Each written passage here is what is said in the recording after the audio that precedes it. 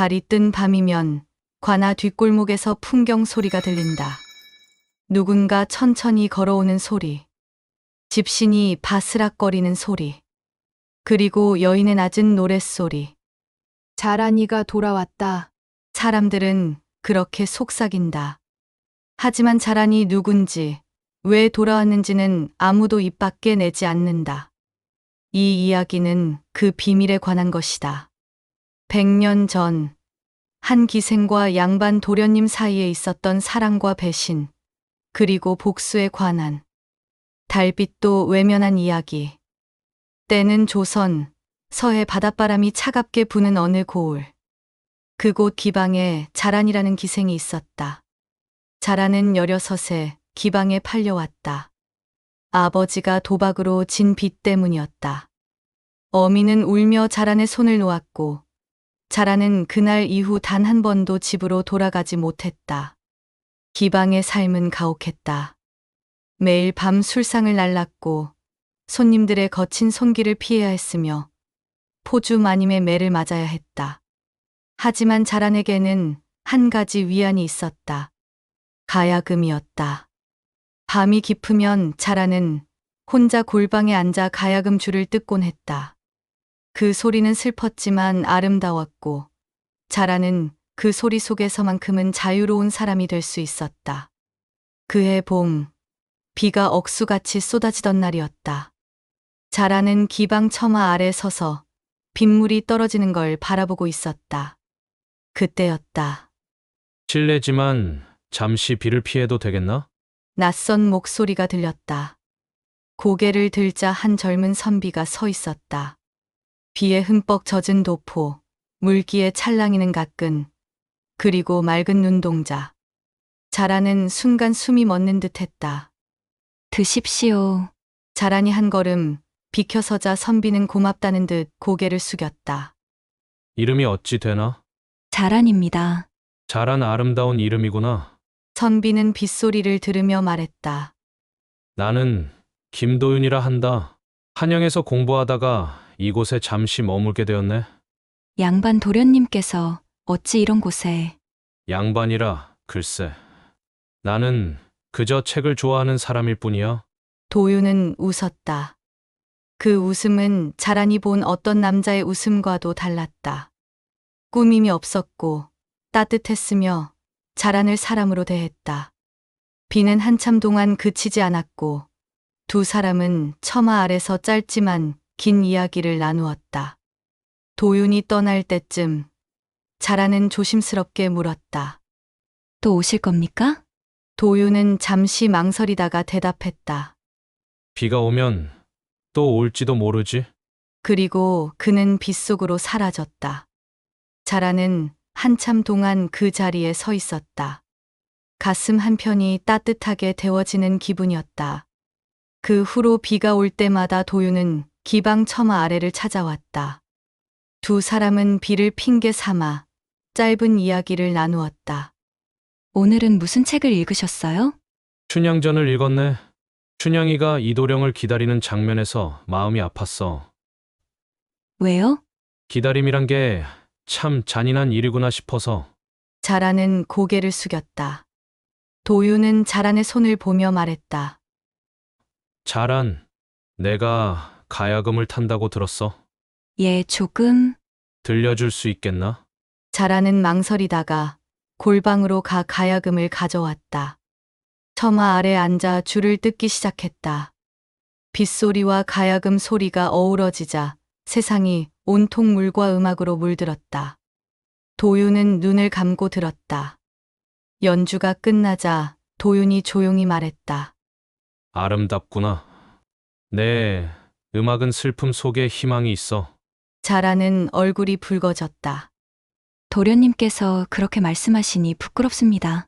부끄러울 것 없어. 너는 누구보다 재능이 있어. 도윤은 빗물을 바라보며 말을 이었다. 자란, 예, 만약 내가 자유롭다면 무엇을 하고 싶나? 자라는 잠시 생각했다. 그저 제 음악을 듣고 싶어 하는 사람에게 들려주고 싶습니다. 그게 다야. 예, 그것만으로도 저는 행복할 것 같습니다. 도윤은 자란을 바라보았다. 언젠가는 그런 날이 올 거야. 자란은 연주하면서 처음으로 깨달았다. 아, 나는 이 사람을 좋아하는구나. 하지만 그 마음은 입 밖으로 꺼낼 수 없는 것이었다. 자라는 기생이었고 도윤은 양반이었으니까. 여름이 지나고 가을이 왔다. 도윤은 이제 비가 오지 않아도 기방을 찾았다. 술을 마시는 척하며 자란과 이야기를 나누었고 자란은 가야금을 타는 척하며 도윤의 목소리를 들었다. 달빛이 고운 어느 밤이었다. 도윤과 자란은 기방 뒤편 작은 정원에 앉아 있었다. 연못에는 달 그림자가 어리고 바람에 코스모스가 흔들렸다. 자란, 도윤이 조용히 말했다. 저 달을 봐. 얼마나 밝은지. 예, 정말 밝습니다. 사람들은 달이 차면 소원을 빈다고 하지. 너는 무슨 소원을 빌겠나? 자라는 입술을 깨물었다. 도련님과 함께 있고 싶다. 그 말을 하고 싶었지만 입 밖으로 낼 수 없었다. 저는 그저 지금 이 순간이 오래 계속되길 바랍니다. 도윤은 자란의 손을 조심스럽게 잡았다. 나도야. 두 사람의 손이 겹쳐졌다. 달빛 아래서 그 순간은 영원처럼 느껴졌다. 어느 날 밤, 도윤이 조용히 말했다. 자란, 예, 나는 곧 한양으로 돌아가야 해. 자란의 손이 떨렸다. 가야금 줄에서 삐그덕하고 어긋난 소리가 났다. 언제요? 보름 후야. 자라는 고개를 들지 못했다. 눈물이 차오를 것 같았다. 하지만 도윤이 말을 이었다. 떠나기 전에 내게 주고 싶은 게 있어. 도윤은 품에서 작은 비녀 하나를 꺼냈다. 은빛 비녀. 달빛을 받으면 푸르스름하게 빛나는 비녀였다. 이건 내 어머니께서 돌아가시며 내게 남기신 거야? 어머니는 말씀하셨지. 언젠가 내가 진심으로 아끼는 사람에게 주거라고. 도윤은 비녀를 자란의 손에 쥐어 주었다. 자란, 나는 너를 사랑해. 자란은 그 말을 듣는 순간 눈물이 쏟아졌다. 도련님, 저는 기생입니다. 저 같은 사람이 아니야. 도윤이 자란의 손을 잡았다. 너는 누구보다 고귀한 사람이야. 내가 한양으로 돌아가 과거에 급제하면 반드시 돌아와 너를 데려가겠어. 정말입니까? 약속해. 도윤은 자란의 이마에 조용히 입을 맞췄다. 그날 밤, 자란은 비녀를 품에 안고 처음으로 행복한 꿈을 꾸었다. 하지만 세상은 자란의 꿈을 허락하지 않았다. 도윤이 떠난 지 석 달이 지났을 때였다. 자란의 어미가 갑자기 기방을 찾아왔다. 자란아, 어미는 눈물을 흘리며 자란의 손을 잡았다. 어머니, 어찌 일이세요? 자란아, 우리 집안이 망했다. 내 아버지가 또 빚을 졌는데 이번엔 액수가 너무 커서 빚쟁이들이 당장 돈을 내놓으라고 난리야. 얼마인데요? 은자 500냥이다. 자란은 숨이 막혔다. 500냥. 자란이 평생 모아도 모을 수 없는 돈이었다. 자란아, 어미가 떨리는 목소리로 말했다. 이 고을 원님께서 너를 사겠다고 하셨다. 몸값으로 은자 500냥을 내겠다고. 뭐라고요? 자라는 뒤로 물러섰다. 원님이요? 그분은 악명 높은 분이잖아요. 기생들을 사서 짐승처럼 다룬다는. 알아. 하지만 달리 방법이 없구나. 내가 가지 않으면 우리 온 식구가 노비로 팔려간다. 어미는 자란의 치마를 움켜쥐고 울었다. 자란은 온몸이 떨렸다. 도련님께서 돌아오실 때까지만 조금만 기다리면. 어머니, 저는 못 가요. 저는 약속이 있어요. 무슨 약속이냐? 어미가 소리쳤다. 내가 무슨 약속을 할 수 있는 몸이냐? 넌 기생이야. 기생은 몸 하나 마음대로 못하는 거야. 그 말이 자란의 가슴을 찔렀다. 자란은 고개를 떨구고 한참을 울었다. 그리고 마침내 떨리는 목소리로 말했다. 어미는 자란을 껴안으며 울었다. 자란은 아무 말도 하지 못했다. 그날 밤, 자란은 비녀를 꺼내 한참을 바라보았다. 도련님, 제가 약속을 지키지 못했습니다. 눈물이 비녀 위로 떨어졌다. 그로부터 보름이 지났다. 자라는 원님 댁으로 끌려가기 전날 밤, 기방 골방에 홀로 앉아 있었다. 내일이면 모든 게 끝이었다. 도윤과의 약속도, 자유로워질 꿈도 모두 끝. 그때였다. 기방 문을 두드리는 소리가 들렸다. 자란 있나? 자라는 벌떡 일어났다. 그 목소리. 문을 열려는 순간 자란의 어미가 앞을 가로막았다. 안 돼. 어머니? 저 사람 만나면 안 돼. 이미 계약은 끝났어. 내일 원님 댁으로 가야 한다고. 밖에서 도윤의 목소리가 들렸다. 자란, 나야 도윤이야. 문 좀 열어줘. 도련님, 자란이 문으로 달려가려 하자 어미가 자란의 팔을 붙잡았다. 안 된다니까. 원님께 이미 돈을 받았어. 내가 안 가면 우리 가족 모두 죽어. 하지만 도련님이 그 양반 도련님이 뭐가 대수냐. 놀다가 실증나면 너 같은 기생년은 내버릴 거야. 밖에서 도윤의 목소리가 다급해졌다.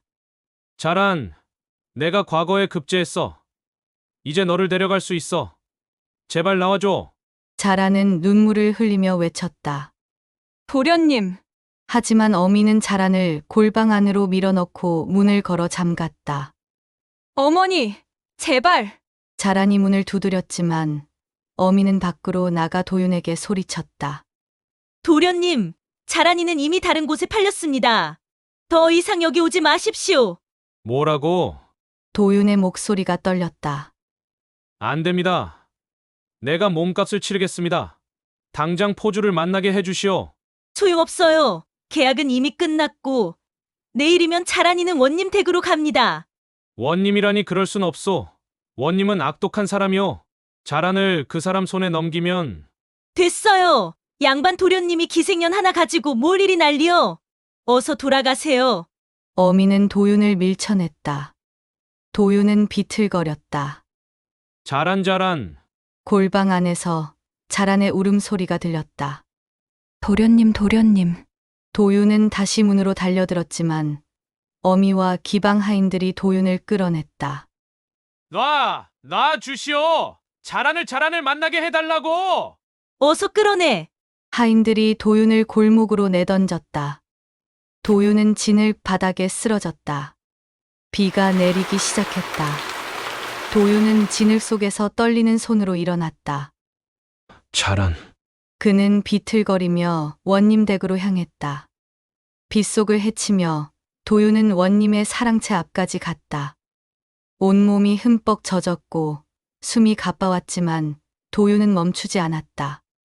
원님, 나오십시오. 제발 자란을 놓아주십시오. 도윤이 큰 소리로 외쳤다. 제가 몸값을 2배로 치르겠습니다.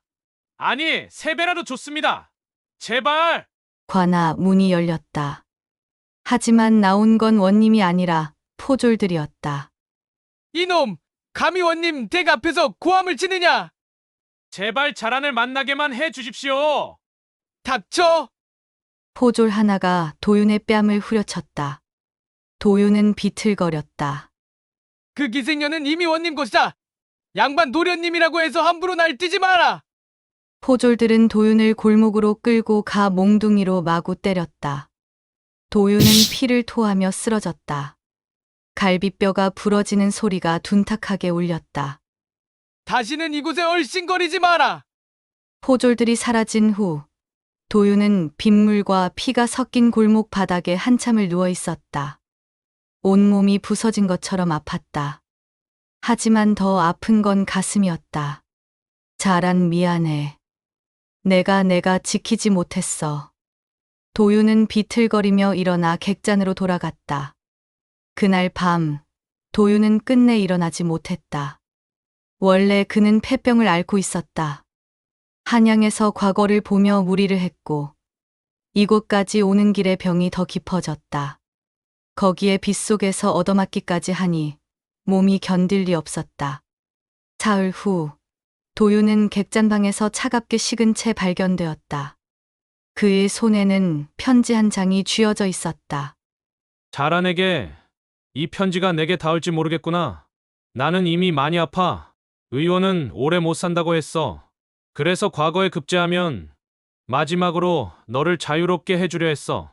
하지만 나는 너를 구하지 못했구나. 부디 이 비녀를 팔아.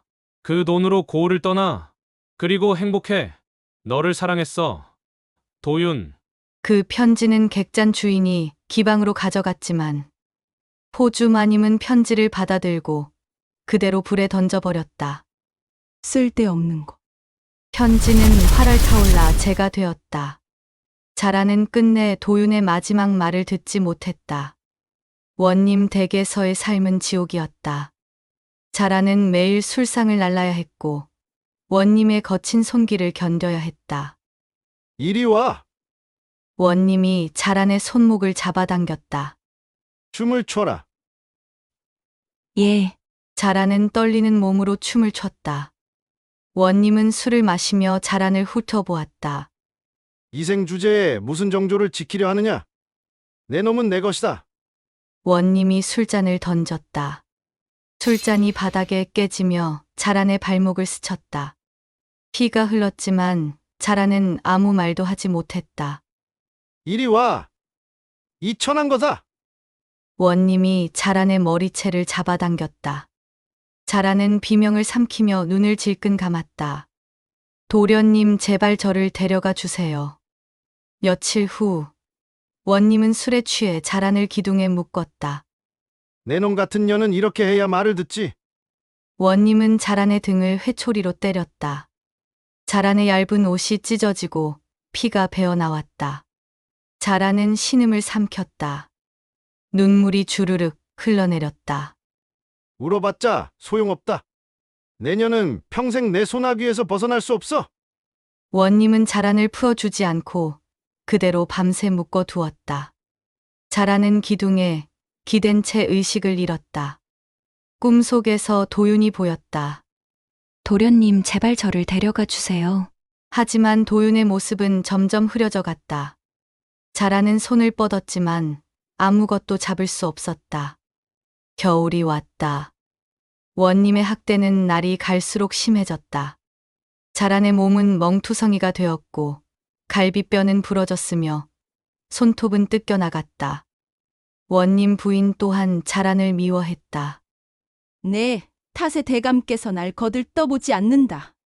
부인의 손바닥이 자란의 뺨을 후려쳤다.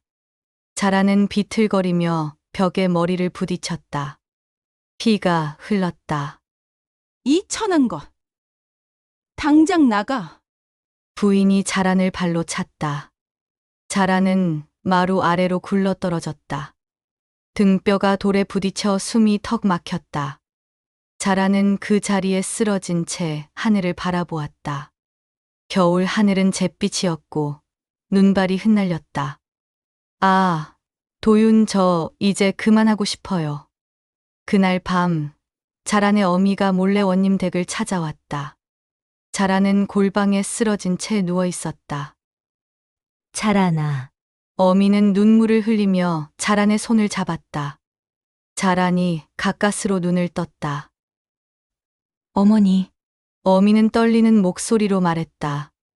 자란의 눈이 커졌다. 뭐라고요? 어미는 자란의 손을 꽉 쥐었다. 그리고 도련님은 원님 댁 앞에서 내 이름을 부르다가 포졸들에게 맞았어. 도련님이 자란의 목소리가 떨렸다. 사흘 뒤 객잔에서 홀로 숨을 거두셨단다. 자란은 아무 소리도 내지 못했다. 입술만 떨릴 뿐. 이 편지를 도련님이 남기셨어. 어미는 타담한 편지를 건넸다. 자란은 떨리는 손으로 편지를 펼쳤다. 달빛 아래 도윤의 글씨가 흐릿하게 보였다. 너를 사랑했어. 그 마지막 문장을 읽는 순간 자란의 눈에서 눈물이 주르륵 흘러내렸다. 자란은 편지를 가슴에 안고 소리 없이 울었다. 미안하다. 자라나. 내가 너를 이렇게 만들었구나. 내가 너를 죽였어. 어미는 자란을 끌어안으며 함께 울었다. 하지만 자란은 대답하지 않았다. 그저 품속의 비녀를 꺼내 꽉 쥐었을 뿐. 은빛 비녀는 달빛을 받아 차갑게 빛났다. 자라나, 제발 날 용서해 다오. 어미가 울부짖었다. 자라는 천천히 고개를 돌려 어미를 바라보았다. 그 눈빛은 너무나 차가웠다. 어머니, 자란이 떨리는 목소리로 말했다. 어머니가 저를 팔았을 때 저는 어머니를 원망하지 않았어요. 자라나, 가족을 살리려는 거라 생각했으니까요.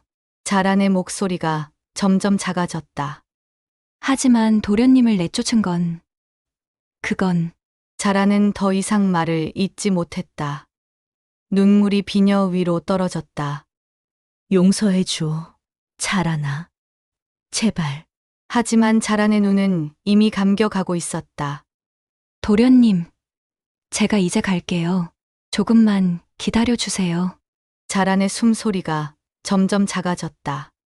그리고 마침내 멈췄다. 어미는 자란의 시신을 안고 밤새 울었다. 그날 밤 기이하게도 원님댁 마당에 걸린 풍경이 누군가 잡아당기는 듯 서늘한 소리를 내며 흔들렸다. 바람도 불지 않았는데 자란이 죽던 날 밤 원님 댁에 이상한 일이 일어났다. 하인들이 풍경을 떼어내려 했지만 아무리 해도 소리가 멈추지 않았다. 이상하네. 누가 줄을 잡아당기는 것 같은데. 하인들은 웃으며 지나쳤다. 하지만 그날 밤 관아 뒷골목을 지나던 순찰꾼이 이상한 걸 목격했다. 달빛 아래 여인의 그림자가 천천히 걸어가고 있었다. 집신 소리가 바스락거렸고 긴 머리가 바람에 흔들렸다. 저기 누구요? 순찰꾼이 외쳤다. 그림자가 멈췄다. 그리고 천천히 고개를 돌렸다. 순찰꾼은 그 순간 온몸이 얼어붙었다. 그림자의 얼굴은 창백했고 눈은 텅 비어 있었으며 입가엔 희미한 미소가 걸려 있었다. 자라니? 순찰꾼이 떨리는 목소리로 말했다. 그림자는 대답하지 않았다. 그저 천천히 고개를 돌려 원님 댁을 바라보았다. 그리고 사라졌다. 순찰꾼은 그 자리에 주저앉아 한참을 떨었다. 이튿날 원님은 악몽을 꾸었다. 꿈속에서 자란이 나타나 원님의 목을 조르는 꿈이었다.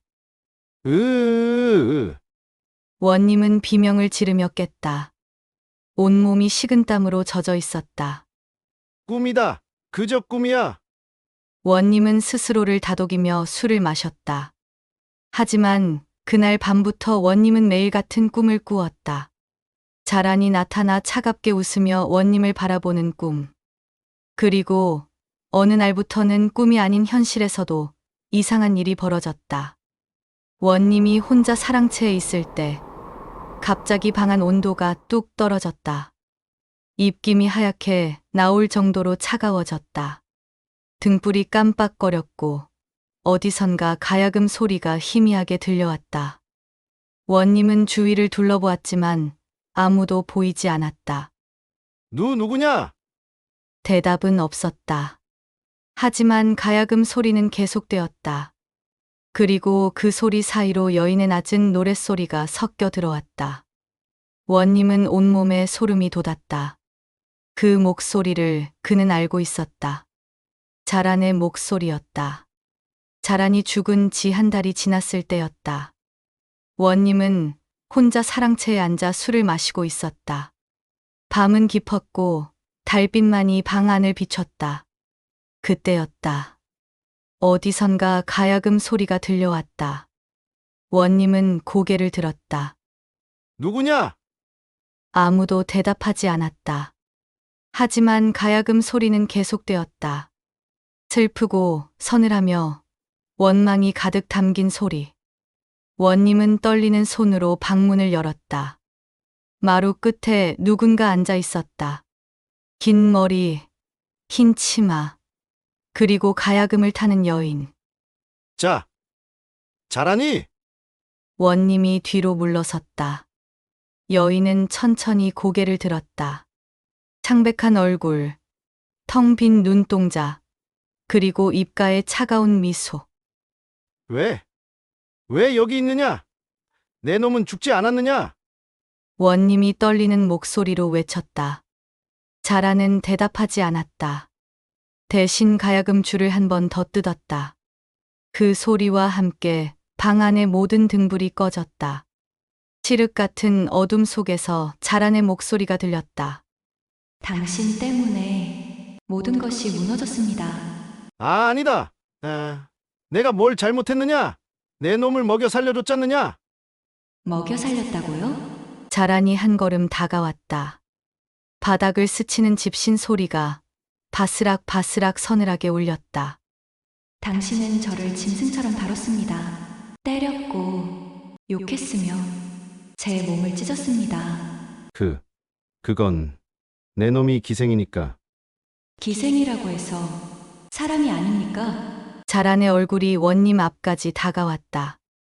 원님은 비명을 지르려 했지만 목에서 소리가 나오지 않았다. 자란의 손이 천천히 원님의 목에 닿았다. 얼음장처럼 차가운 손이었다. 원님은 숨이 막혔다.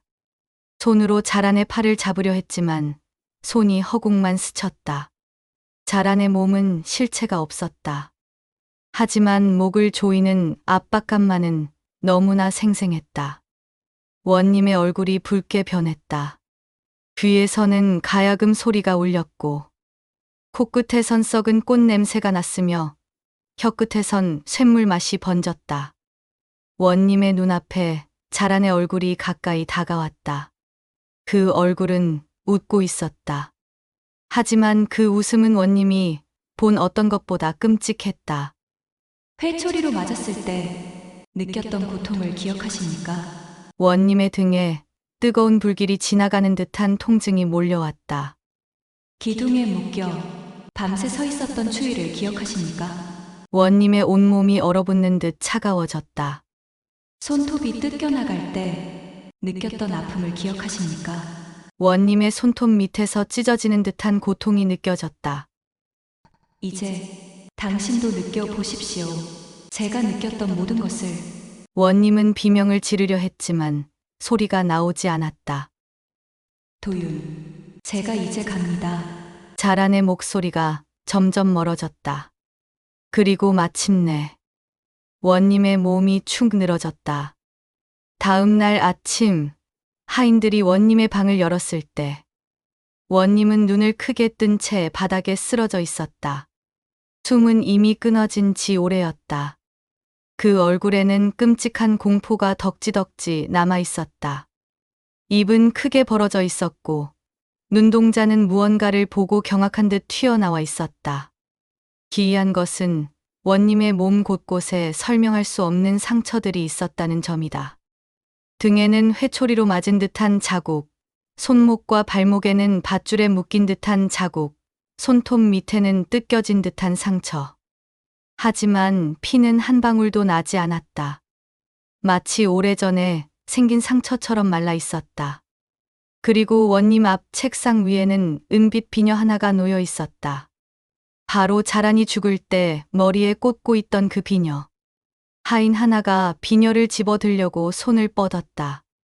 그 순간 풍경이 크게 울렸다. 하인은 화들짝 놀라 비녀를 떨어뜨렸다.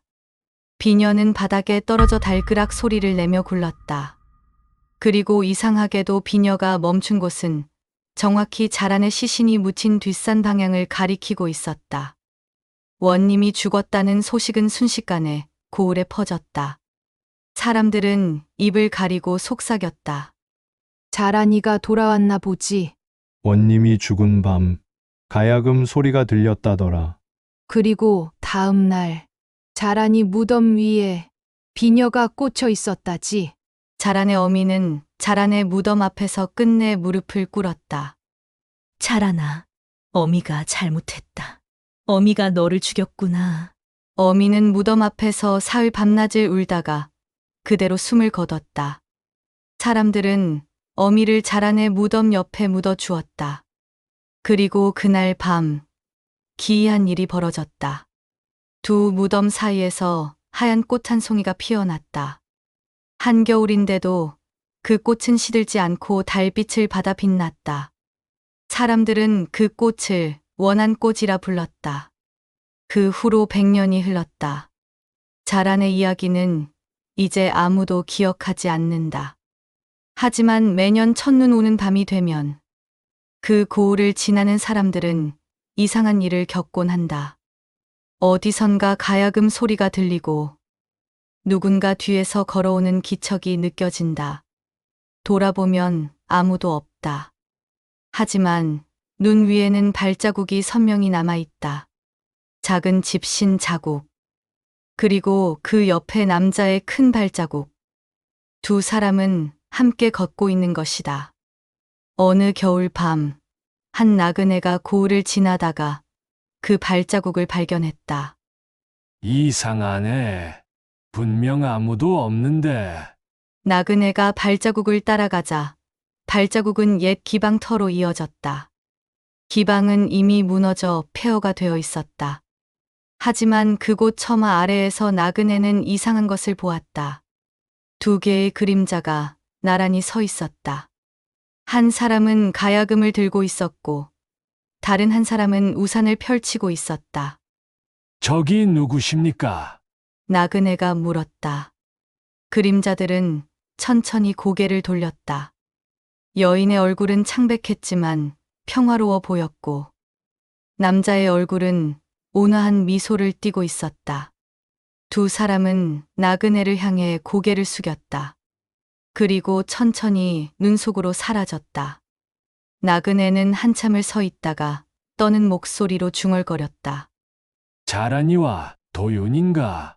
그날 이후 사람들은 말했다. 첫눈 오는 밤에는 달빛 아래를 걷지 말라고. 자란이가 당신을 보고 있을지 모르니까. 하지만 어떤 이들은 말한다. 자란은 이제 원한을 풀었으니 더 이상 해를 끼치지 않는다고. 다만 가끔 도윤과 함께 걸으며 이승에서 이루지 못한 사랑을 저승에서 이어가고 있을 뿐이라고. 달빛은 그 말을 듣는 듯 늘 그 순간만큼은 고을 위에 부드럽게 내려앉는다. 그리고 풍경이 울린다. 마치 누군가 작별을 고하는 것처럼. 하지만 명심하십시오. 달빛 아래를 걸을 땐 절대 뒤를 돌아보지 마십시오. 자란이가 당신 뒤에서 가야금을 타고 있을지도 모르니까요.